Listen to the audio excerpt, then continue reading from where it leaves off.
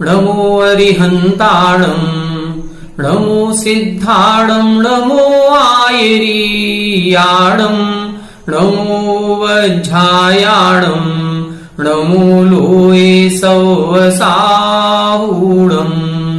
मोक्षमार्गस्य नेतारं भेत्तारं कर्मभूभृतां ज्ञातारं विश्वतत्त्वानां वंदे तत्गुणलब्धये। 1008 श्री मूलनायक आदिनाथ भगवान की जय। द्वासांग जिनवाणी माता की जय। आचार्य श्रेष्ठ आचार्य गुरुवर श्री 108 पूज्यपाद स्वामी महाराज की जय। आचार्य श्रेष्ठ आचार्य गुरुवर श्री 108 विद्यासागर जी महाराज की जय। जगत पूज्य निर्यापक श्रमण मुनि पुंगव श्री 108 सुधा सागर जी महाराज की जय। समस्त मुनि संघ की जय। आलोक मुदी स्वाध्याय सुधा यूट्यूब चैनल पर आप सभी दर्शकों का एक बार पुनः हार्दिक स्वागत, हार्दिक अभिनंदन। हम सभी पूज्यवर आचार्य पूज्यपाद स्वामी जी द्वारा विरचित श्री सर्वार्थ सिद्धि ग्रंथ का स्वाध्याय कर रहे हैं और यह ग्रंथ श्री तत्वार्थ सूत्र ग्रंथ राज का टीका ग्रंथ है, जिसमें आचार्य उमा स्वामी जी द्वारा रचित सूत्रों की व्याख्या या उनका मनोभाव क्या था इस सूत्र को लिखने का, उसको हम समझने का प्रयास कर रहे हैं। पिछली 2-3 कक्षाओं में हमने दूसरे अध्याय के कुछ सूत्रों का अर्थ समझना प्रारंभ किया था, जिसमें जीव के असाधारण 5 भावों की चर्चा की जा रही है।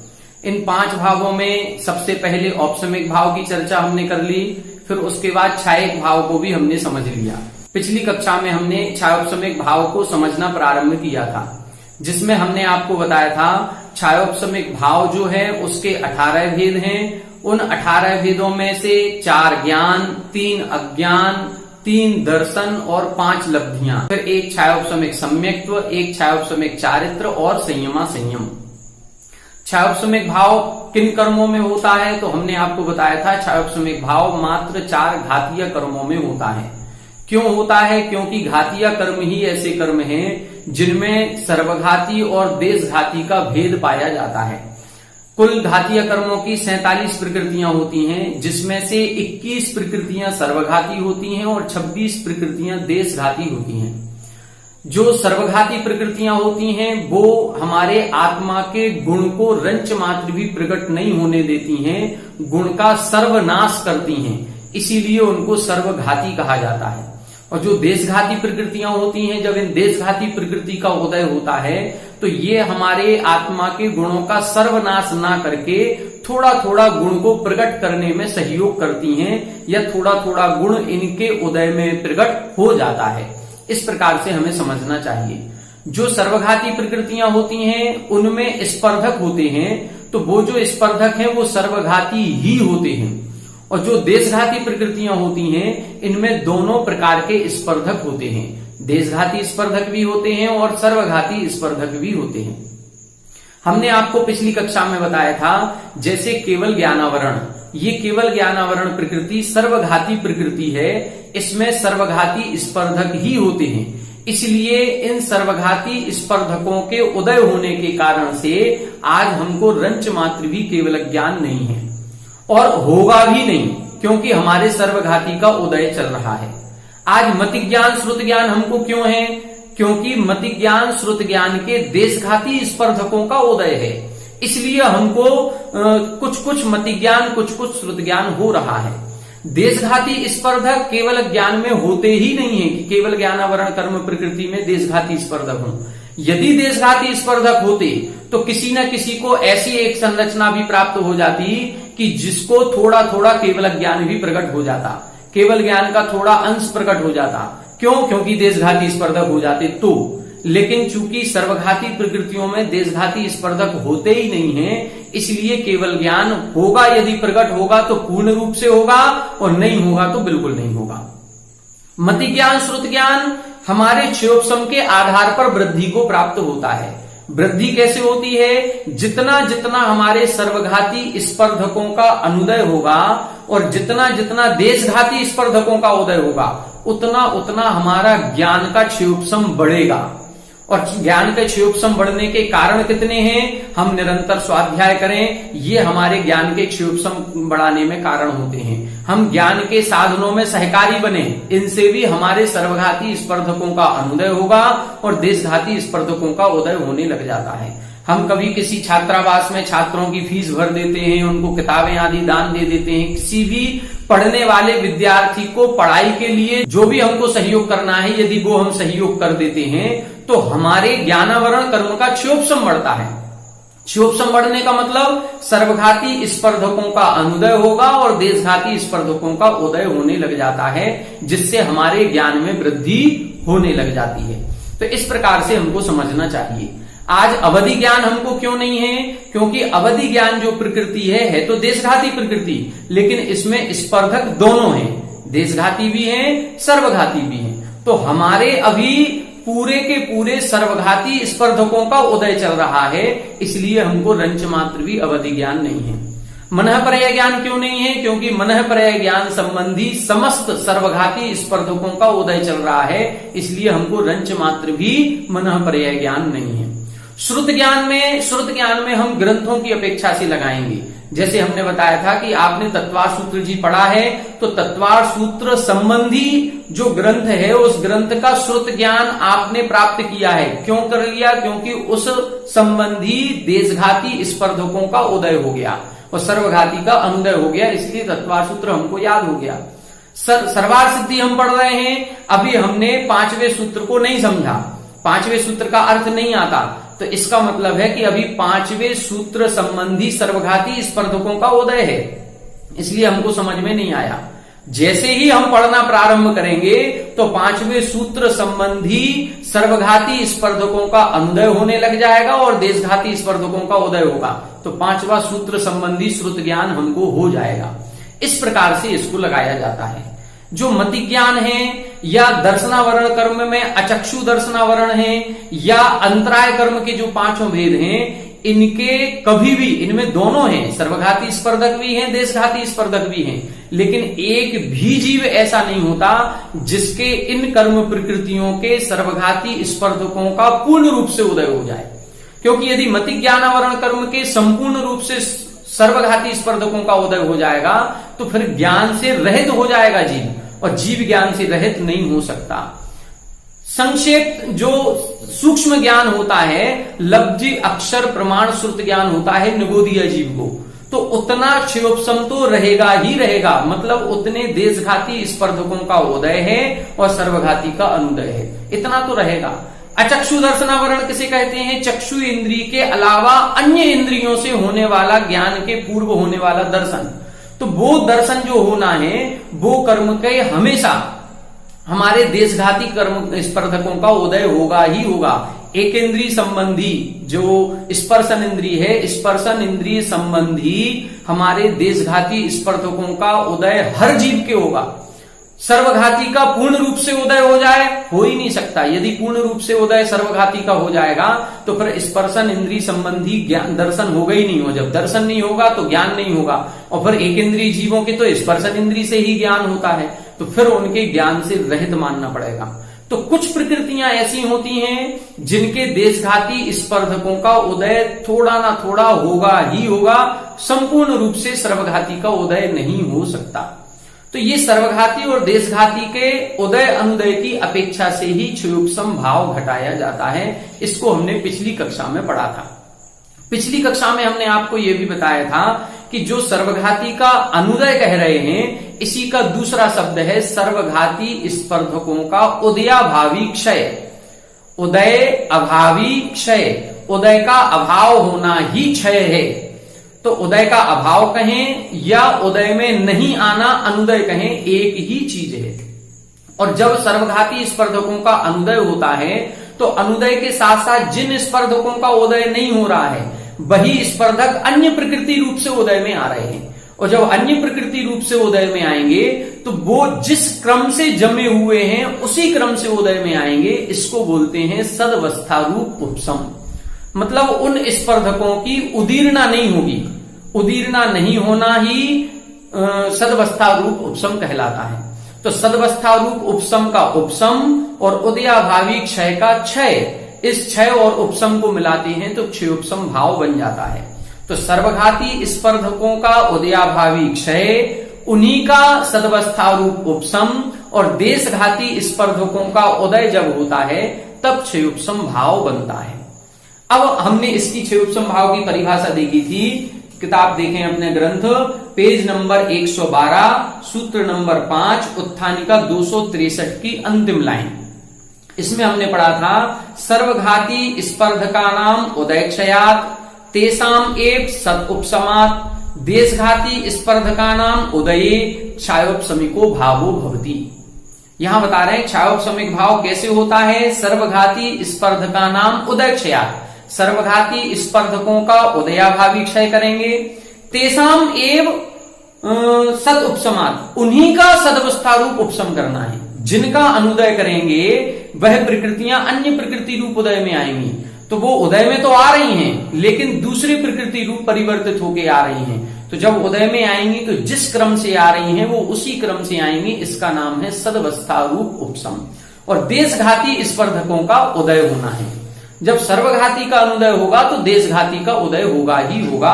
हमने इसको आपको उदाहरण से समझाया था, इसको एक बार फिर से अपन समझने का प्रयास करेंगे। जैसे हमने बताया था ये अपनी सत्ता है कर्मों की, और ये यहां से पाइपलाइन गई है और यहां ये अपनी एक टोंटी लगी हुई है जहां से कर्म उदय में आएगा। तो यहां ये सत्ता है, इस सत्ता में सारी प्रकृतियां हैं, समस्त प्रकृतियां हैं, इसको अपन बोलेंगे सत्ता। और ये कहलाएगी उदयावली। इस उदयावली में और सत्ता में यहां सर्वघाती प्रकृतियां भी हैं, देशघाती प्रकृतियां भी हैं। यहां अनंतानुबंधी भी है, अप्रत्याख्यान भी है, प्रत्याख्यान है, संजुलन है, सारी मोहिनी की जितनी प्रकृतियां हैं वो सारी प्रकृतियां हैं। अब जब क्षयोपसम होता है तो क्षयोपसम में क्या स्थिति बनेगी, यहां तक सारी प्रकृतियां हैं। अब उदय में आने के एक समय पूर्व, कितने समय पूर्व, मात्र एक समय पूर्व हम उदय में आए कोई कर्म उसको एक समय पूर्व ही बदल रहे हैं। तो यहां पर बदलेगी, यहां पर हमने कोई प्रकृति को नहीं बदला, उदयावली में भी किसी प्रकृति में कोई परिवर्तन नहीं हुआ, जो जैसी हैं वैसी हैं। केवल उदय में आने के एक समय पूर्व अनंतानुबंधी कहां हो गई, अनंतानुबंधी जो सर्वघाती प्रकृति थी ये बदल जाएगी अप्रत्याख्यान प्रत्याख्यान रूप। अप्रत्याख्यान, प्रत्याख्यान, संजुलन, इन रूप हो गई, ये बदल गई। अनंतानुबंधी रूप किस रूप हो गई, संजुलन रूप हो गई। कब हो गई, केवल एक समय पूर्व। यहां मिथ्यात्व भी है, सम्यक मिथ्यात्व भी है, सम्यक प्रकृति भी है। तीनों प्रकृतियों की जो सत्ता है वो यहां तक है। अब तीनों प्रकृतियों की जब सत्ता यहां तक है तो जो मिथ्यात्व उदय में आना था, सम्यक मिथ्यात्व उदय में आना था, ये दोनों प्रकृतियां सर्वघाती हैं। तो ये मिथ्यात्व और सम्यक मिथ्यात्व जो है ये दोनों प्रकृतियां सम्यक्त्व रूप हो जाएंगी। कौन सी, सम्यक प्रकृति रूप। बस ये जो प्रकृति है सम्यक प्रकृति है देशघाती प्रकृति, और सम्यक मिथ्यात्व है सर्वघाती प्रकृति। तो उदय में आने के एक समय पूर्व मिथ्या सम्यक प्रकृति रूप हो गया और अनंतानुबंधी संजुलन रूप हो गई। बस इसी का नाम क्षयोपसम सम्यक्त्व है। ये जो क्षयोपसम भाव हम बता रहे हैं, क्षयोपसम भाव में क्या करना है, सर्वघाती स्पर्धकों का अनुदय और देशघाती स्पर्धकों का उदय। तो क्षयोपसम में अपन 7 प्रकृतियों को लेते हैं। क्षयोपसम सम्यक दर्शन में तो जो 7 प्रकृतियां हैं, अनंतानुबंधी, क्रोधमान, माया, लोभ आदि, ये 4 ये, और एक मिथ्या सम्यक प्रकृति। तो अनंतानुबंधी, अप्रत्याख्यान, प्रत्याख्यान, संजुलन रूप हो गई। तो अनंतानुबंधी संजुलन चूंकि देशघाती प्रकृति है तो देशघाती प्रकृति रूप उदय में आएगी। तो अनंतानुबंधी सर्वघाती से संजुलन रूप देशघाती हो गई, और मिथ्या मिथ्या सर्वघाती प्रकृति थी, ये सम्यक प्रकृति रूप हो गई। तो मिथ्या सर्वघाती से सम्यक प्रकृति रूप देशघाती हो गई। बस सर्वघाती का देशघाती रूप से उदय में आना ही क्षयोपसम सम्यक दर्शन कहलाता है। इसीलिए जब हम क्षयोपसम सम्यक दर्शन की परिभाषा बनाते हैं तो 6 प्रकृतियों का अनुदय और एक सम्यक प्रकृति के उदय में जो सम्यक्त्व होता है उसे क्षयोपसम सम्यक दर्शन कहते हैं। ऐसी परिभाषा बनाते हैं। तो अब परिभाषा क्या बनेगी सम्यक दर्शन की, अब परिभाषा सम्यक दर्शन की बनेगी कि इन 6 प्रकृतियों के अनंतानुबंधी, मिथ्यात्व, सम्यक मिथ्यात्व, इन 6 प्रकृतियों के उदयाभावी क्षय में, इन्हीं के सदवस्था रूप उपसम में और सम्यक प्रकृति के देशघाती उदय में जो तत्वार्थ श्रद्धान होता है उसे हम छायोपशमिक सम्यक्त्व कहते हैं। तो क्षयोपशम भाव में केवल उदय में आने के एक समय पूर्व ही प्रकृतियों में परिवर्तन होता है। प्रकृति यहां तक सर्वघाती थी, लेकिन सर्वघाती प्रकृति अब उदय में जब आ रही है तो देशघाती रूप बदल रही है। इसको हम परमुख उदय कहते हैं। अनंतानुबंधी स्वमुख से उदय में ना आकर के अप्रत्याख्यान प्रत्याख्यान रूप उदय में आई है। मिथ्या सम्यक मिथ्या स्वमुख से उदय में ना आकर के यहां बदल करके सम्यक प्रकृति रूप उदय में आ रही है। इसी को हम परमुख उदय कहते हैं। इसी को हम अनुदय कहते हैं कि अनंतानुबंधी का अनुदय हो गया, मतलब अनंतानुबंधी का उदय नहीं है। इसी को उदयाभावी क्षय कहते हैं कि अनंतानुबंधी का उदय अभावी क्षय हो गया, इसके उदय का अभाव हो गया और यही क्षय है। इसी को हम स्तिबुक संक्रमण भी कहते हैं। आगे आप लोग पढ़ेंगे स्तिबुक संक्रमण। ये क्या है? ये संक्रमण का मतलब होता है परिवर्तन होना, अन्य प्रकृति रूप परिवर्तन हो जाना। ये कब होता है? एक समय पूर्व, उदय में आने के एक समय पूर्व किसी प्रकृति का अन्य सजातीय प्रकृति रूप हो जाना, इसका नाम है स्तिबुक संक्रमण। तो ये सारे एक ही अवस्था के कुछ अलग अलग नाम हैं। प्रमुख उदय, अनुदय, उदयाभावी क्षय, स्तिबुक संक्रमण। ये क्रिया एक ही हो रही है, केवल अपेक्षाओं की दृष्टि से अलग अलग नामों से इनको कहा जाता है। अब अपन ज्ञान में लगाएं। ज्ञान में कैसे चार प्रकार का ज्ञान है? क्षयोपशम, मति ज्ञान, श्रुत ज्ञान, अवधि ज्ञान और मनःपरय ज्ञान। जब ज्ञान में हम लगाएंगे तो मति ज्ञान संबंधी सर्वघाती स्पर्धकों के उदयाभावी क्षय में, इन्हीं के सदवस्था रूप उपशम में, और मति ज्ञान संबंधी देशघाती स्पर्धकों के उदय में जो ज्ञान होगा वो छायोपशमिक मति ज्ञान है। श्रुत ज्ञान में भी इसी प्रकार से लगाएंगे। श्रुत ज्ञानावरण कर्म के सर्वघाती स्पर्धकों के उदयाभावी क्षय में, इन्हीं के सदवस्था रूप उपशम में, और इनके देशघाती स्पर्धकों के उदय में जो ज्ञान होगा वो श्रुत ज्ञान होगा। तो इसी प्रकार से सभी में लगाया जाता है। अब यहां पर बताएंगे कि आगे जो अपन को देखना है बाकी के, देखो तत्र ज्ञानादीनाम वृत्ति ही स्वावर्णांतराय क्षयोपशमात् व्याख्यातव्या। तत्र यानी अब यहां पर जो ज्ञान आदि हैं 18 भेद किए हैं, इनको समझा रहे हैं, इनमें क्षयोपशम भाव कैसे घटित होता है। तो ज्ञानादि नाम, ज्ञानादि जो 15 भाव बताए हैं, उन 15 भावों में स्व आवरण अंतराय क्षयोपशमात्, अपने अपने आवरण से, ज्ञान आवरण में लगाएंगे तो आवरण हो जाएगा, दर्शनावरण में आवरण हो जाएगा, और लब्धि जो लिखी है वो अंतराय कर्म के कारण से है। तो अंतराय कर्म और आवरण कर्म के क्षयोपशम से जानना चाहिए।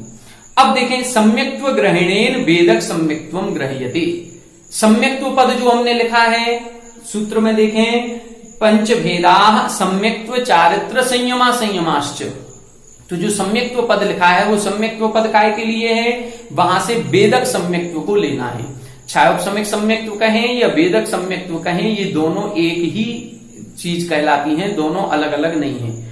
केवल जब सर्वघाती स्पर्धकों के उदयाभावी क्षय और उन्हीं के सदवस्था रूप उपशम की अपेक्षा होती है, प्रधानता, तो हम क्षयोपशम बोलते हैं। और जब देशघाती स्पर्धकों के उदय की प्रधानता होती है तो वेदक बोलते हैं। वेदक का मतलब है वेदन करना, अनुभव करना।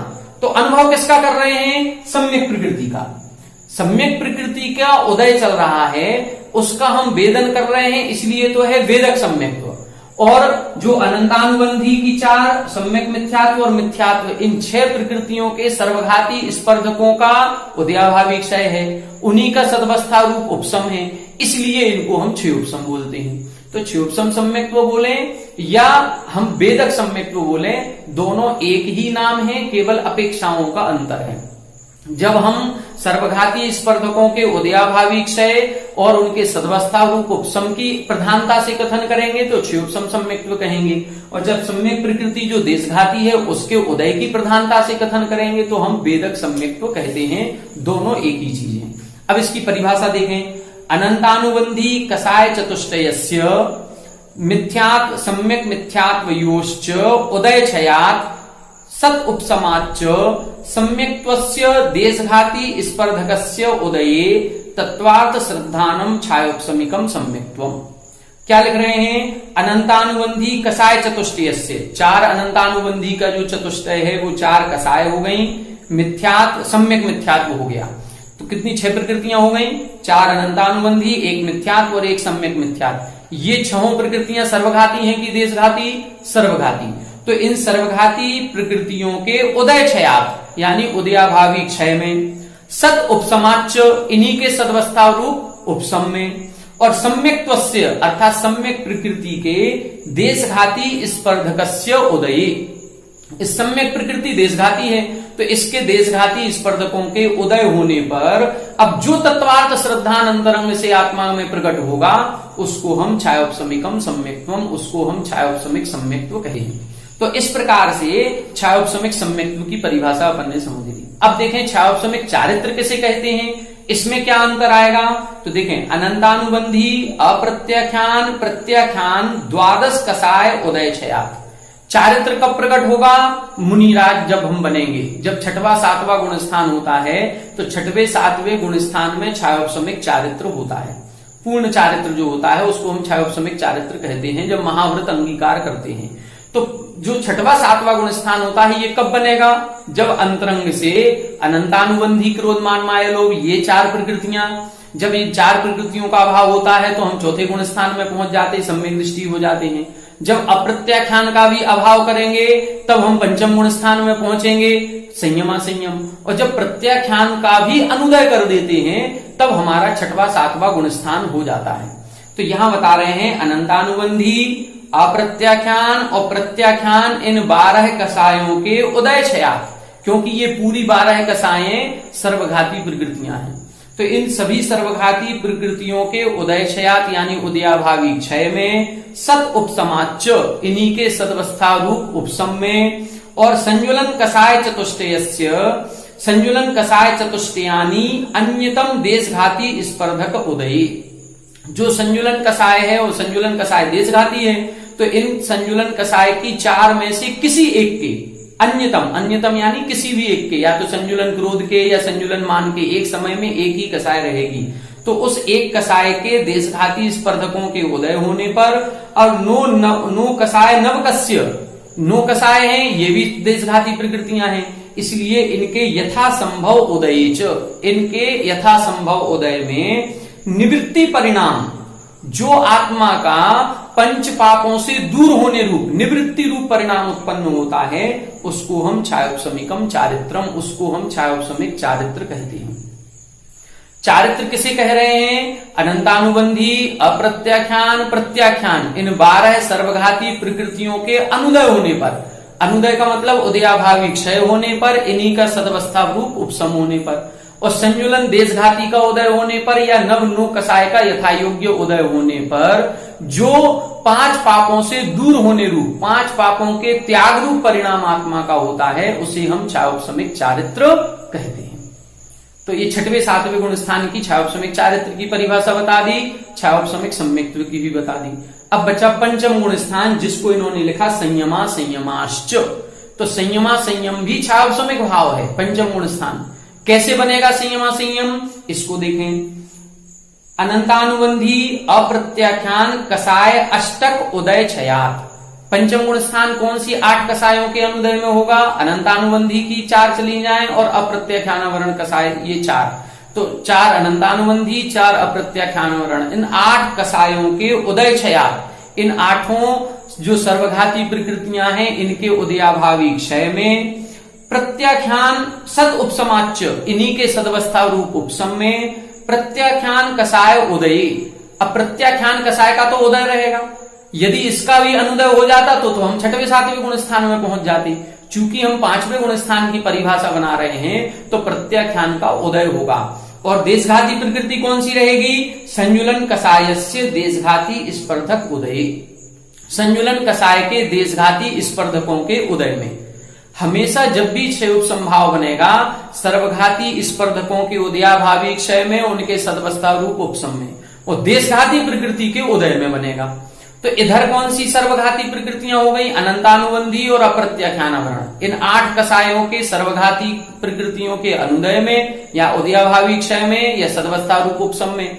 और देशघाती उदय किसका हो रहा है, संजुलन कसाय का और नवनु कसाय के देशघाती स्पर्धकों के उदय में वृताव्रत परिणाम, जो व्रताव्रत परिणाम होता है, कुछ अविरति रूप कुछ विरति रूप परिणाम होता है, उसको छायोपशमी कहा। संयमा संयम इति आख्यायते, उसको छायोपशमिक संयमा संयम कहते हैं। इस पंचम गुण स्थान में संयम भी है और असंयम भी है। चूंकि असंयम के 12 भेद किए जाते हैं, अविरति के 12 भेद हैं। 6 होती हैं इंद्रिय संबंधी और 6 होती हैं प्राणीघात संबंधी। तो 5 स्थावर और 1 त्रस्काय, इन 6 काय के जीवों की जब तक हमसे हिंसा हो रही है तब तक 6 प्रकार की अविरति ये है। और 5 इंद्रिय मन बस में नहीं है तो 6 प्रकार की अविरति ये है। अब जब हम अणुव्रत लेते हैं, पंचम गुण स्थान में आते हैं, तो हम त्रस हिंसा को त्याग अर्थात त्रस हिंसा का त्याग कर देते हैं। तो इन 12 में से एक अविरति जो हमारी थी वो विरति रूप बदल जाती है।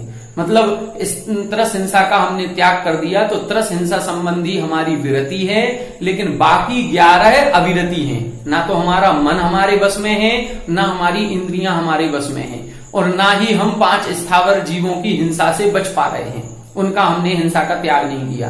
तो 11 प्रकार की अविरति है और 1 प्रकार की विरति है, इसलिए इसको हम विरताविरत कहते हैं या संयमा संयम गुण स्थान कहते हैं। ये पंचम गुण स्थान कहलाता है।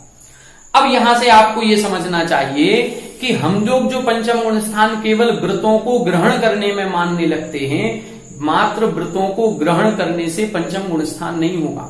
केवल महाव्रतों को ग्रहण करने से 6वां 7वां गुण स्थान नहीं होगा। 6वां 7वां गुण स्थान या छायोपशमिक चारित्र या संयमा संयम तब होगा जब आत्मा में ये कसायों का अनुदय होगा। पंचम गुण स्थान करना है तो हमें सर्वघाती स्पर्धकों का अनुदय करना होगा। कौन सी सर्वघाती प्रकृतियां हैं? अनंतानुबंधी और अप्रत्याख्यानावरण। अब अनंतानुबंधी जब जाती है, अनुदय होता है, तो हम चौथे गुण स्थान में आ जाते हैं, सम्यक दृष्टि हो गए। और अप्रत्याख्यान का भी जब हम अनुदय करेंगे तब हम पंचम गुण स्थान में आएंगे। इसका मतलब है अनंतानुबंधी 6 महीने से ज्यादा चलती है। यदि हमने अनंतानुबंधी पर कंट्रोल किया, हमने अपनी कसाय को 6 महीने तक सीमित कर लिया, तो हम सम्यक दृष्टि हो जाएंगे। और यदि हम वृत्ति हैं, पंचम गुण स्थान चाहते हैं, तो हमें अपनी कसाय को और कंट्रोल करके नियंत्रित करके 15 दिन तक सीमित करना होगा। जब हमारी कसाय 15 दिन तक सीमित हो जाएगी तब मान करके चलना कि अब हमारा पंचम गुण स्थान है। और जिस जीव की कसाय 15 दिन से ज्यादा चलती ही नहीं है, उसके नियम से 5 पापों को छोड़ने रूप परिणाम हो ही जाएंगे। वो एक देश व्रत अपने आप ले ही लेगा। हम उल्टा काम करते हैं। हम लोग व्रतों को पहले ग्रहण करते हैं, कसायों को बाद में मंद करते हैं। और जबकि होना यह चाहिए कि कसायों को पहले मंद करें और फिर व्रतों को ग्रहण करें, अपने आप व्रत हो जाएंगे। जैसे तीर्थंकर होते हैं, तीर्थंकर 8 वर्ष अंतर मुहूर्त में अपने आप पंचम गुण स्थान हो जाता उनका। उनको व्रत ग्रहण नहीं करने पड़ते, अपने आप हो जाता है। कैसे हो जाता है? क्योंकि उनकी कसाएं अपने आप अनुदय को प्राप्त हो जाती हैं, तो अपने आप पंचम गुण स्थान हो जाता है। और पंचम गुण स्थान होते ही, कसायों की मंदता होते ही अपने आप चारित्र में वो परिवर्तन आ जाता है कि उनके द्वारा त्रसजीवों की हिंसा नहीं होगी, वो अपने आप परिवर्तन आएगा। इसी प्रकार से महाव्रतों में होता है। जब आपकी अंतरंग की कसाएं इतनी मंद हो जाएंगी तो अपने आप 5 पापों से विरति होगी।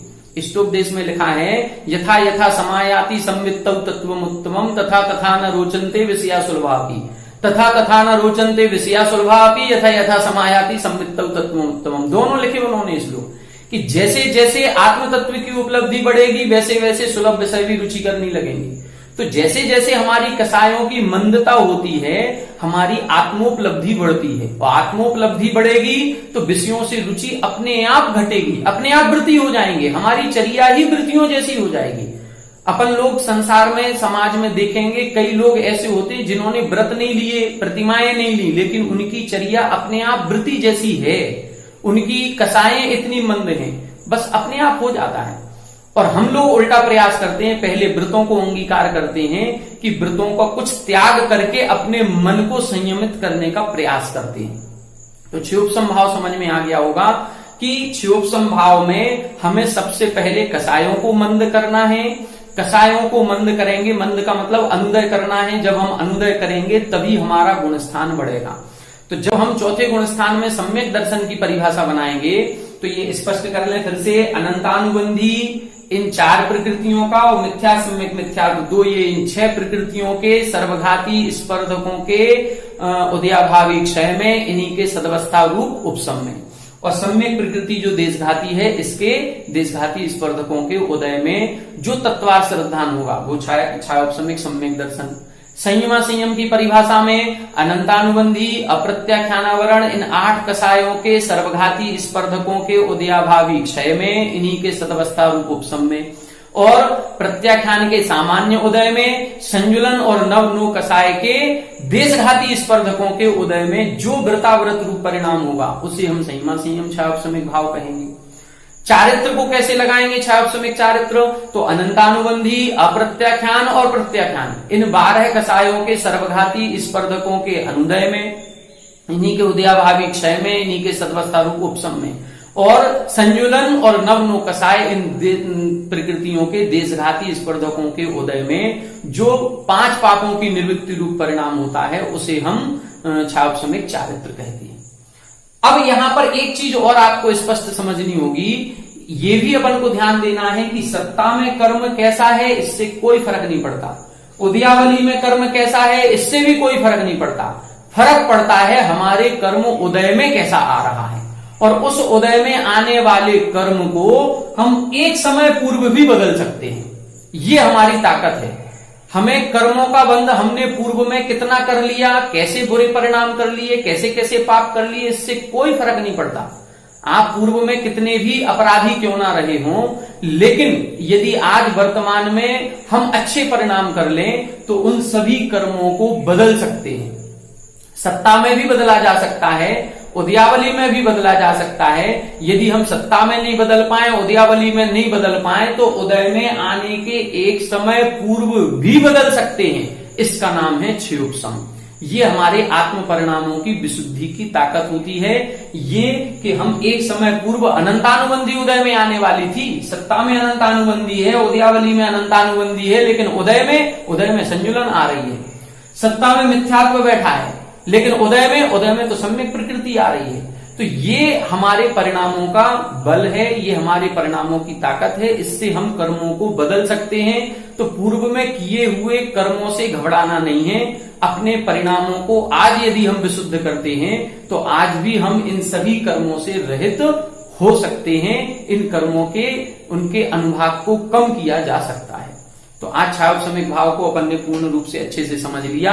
छायोपशमिक भाव के 18 भेद, 4 ज्ञान, 3 अज्ञान, 3 दर्शन, 5 लब्धि, 1 छायोपशमिक सम्यक, 1 छायोपशमिक चारित्र और 1 संयमा संयम। अब कल की कक्षा में हम आगे आने वाले औदैहिक परिणामों को या औदैहिक भावों को समझेंगे। आप सभी हमारे साथ बने रहें। सभी को जय जय।